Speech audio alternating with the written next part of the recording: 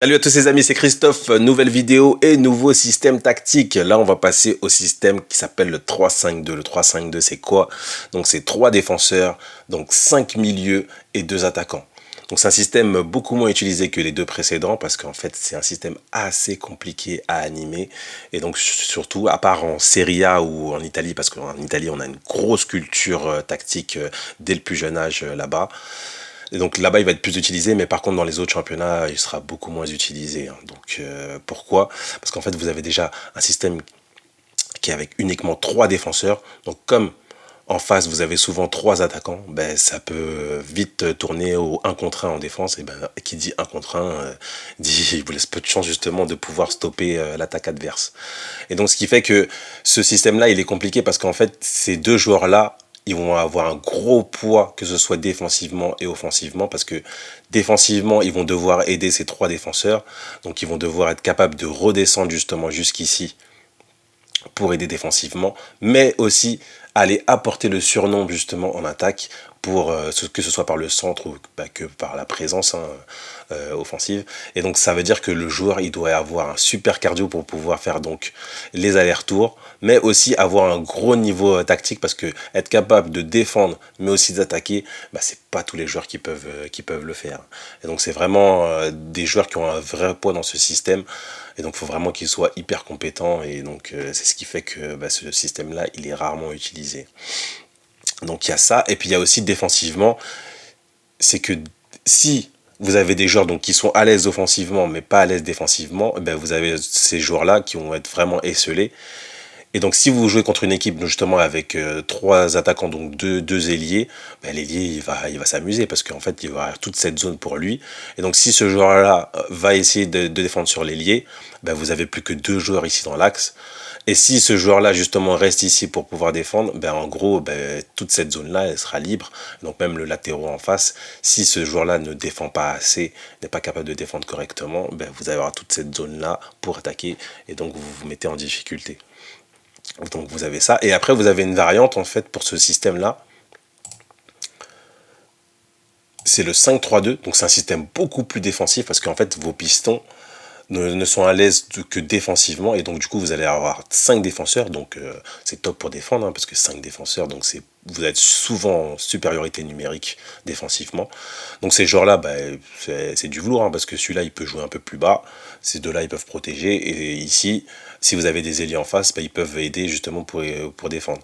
Alors, défensivement, c'est bien parce qu'en fait, si vous avez un ailier en face, il est bloqué par ces deux joueurs-là. Donc, s'il se coordonne bien, ce genre-là, c'est hyper compliqué d'avoir des espaces pour pouvoir déborder ou rentrer dans l'axe. Et donc après, si jamais vous avez en face des attaquants, une attaque un peu plus resserrée, vous avez ces 3 joueurs-là qui peuvent justement bloquer l'attaque adverse. Donc défensivement, c'est le top. Le problème, c'est offensivement, c'est que du coup, vous avez que justement ces 2 joueurs-là, plus allez, le numéro 10, si vraiment il vient faire l'effort pour attaquer, vous avez que ces 3 joueurs-là justement pour attaquer. Donc face à 4 défenseurs plus 3 milieux, vous n'allez pas peser grand-chose. Il faut vraiment que ces 2 joueurs-là apportent offensivement, mais il faut faire les allers-retours. Donc si vous voulez jouer défensif, là c'est clair que c'est beaucoup plus simple. Bon, même si d'un côté aussi vous allez subir, parce que si vous jouez avec 5 défenseurs, comme vous allez être en infériorité numérique offensivement, du coup vous allez souvent prendre des vagues, et donc du coup l'équipe adverse, elle va être ça va être beaucoup plus facile pour elle de peser sur votre défense, et donc vous allez avoir tendance à reculer, et donc un peu acculer sur votre but, et donc du coup vous allez un peu subir tout le match. Et donc ok, vous allez être en supériorité numérique parce que 5 défenseurs, mais par contre défendre, c'est ce qui est le plus facile quand même, ou en tout cas moins difficile dans le foot. Mais par contre, subir, vous allez vite vous fatiguer, parce que courir après le ballon, psychologiquement, en fait, c'est hyper dur de courir après un ballon.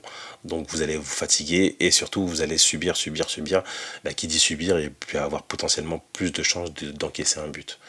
Donc voilà un petit peu les variantes pour ce système. Et après derrière, c'est que ce milieu-là, il va devoir beaucoup travailler, parce que ok, il va être à l'aise parce que derrière eux, ils ont 5 défenseurs. Mais par contre, pour animer offensivement, voilà, vous allez être en face d'une armada et donc vous êtes beaucoup isolé. Et c'est compliqué pour ces joueurs-là, justement, de tenir un match, de pouvoir attaquer et défendre. Ça va être hyper compliqué. Donc, il faut vraiment que ces deux joueurs-là, les pistons, ils apportent vraiment offensivement pour attaquer. Alors après, ce 3-5-2 là, il peut aussi se transformer en ce qu'on appelle en 3-4-3. Donc c'est une autre variante. Hein. C'est donc comme vous voyez là, c'est que si vous voulez jouer un peu plus offensif, ben vous laissez un petit peu ces trois joueurs là défendre et puis vous repassez donc en milieu à 4. Et donc là, ici, vous avez deux récupérateurs et des joueurs donc beaucoup plus hauts qui viennent aider les ailiers pour attaquer. Donc là, c'est vraiment un système hyper offensif parce que voilà, vous avez donc 5 joueurs potentiellement qui seront capables d'attaquer. Donc là, vraiment, c'est beau, c'est une aubaine justement offensivement. C'est un peu comme ça que jouait le Brésil 2002, où vous aviez donc Roberto Carlos et Cafu ici qui venaient aider. Donc Rivaldo, Ronaldinho et Ronaldo offensivement. Et puis vous aviez ces deux joueurs-là, donc qui étaient, donc je crois que c'était de mémoire, c'était Kleberson et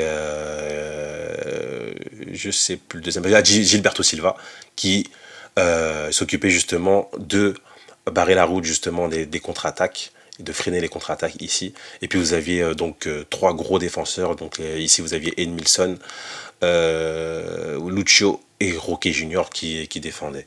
Donc c'est vraiment un système hyper offensif. Donc il faut vraiment que ces deux joueurs-là soient capables de faire les allers-retours. Ce qui était le cas de Cafu et de Roberto Carlos qui multipliaient les allers-retours. Mais donc c'est un système quand même hyper offensif. Il faut vraiment avoir des joueurs de grande qualité. Et c'est ce qu'avait le Brésil 2002. Voilà un petit peu les variantes justement du 3-5-2, 3-4-3, en tout cas les systèmes donc à 3 défenseurs. Vous dites-moi ce que vous en pensez en commentaire et puis je passe au système suivant et je vous dis à la prochaine les amis.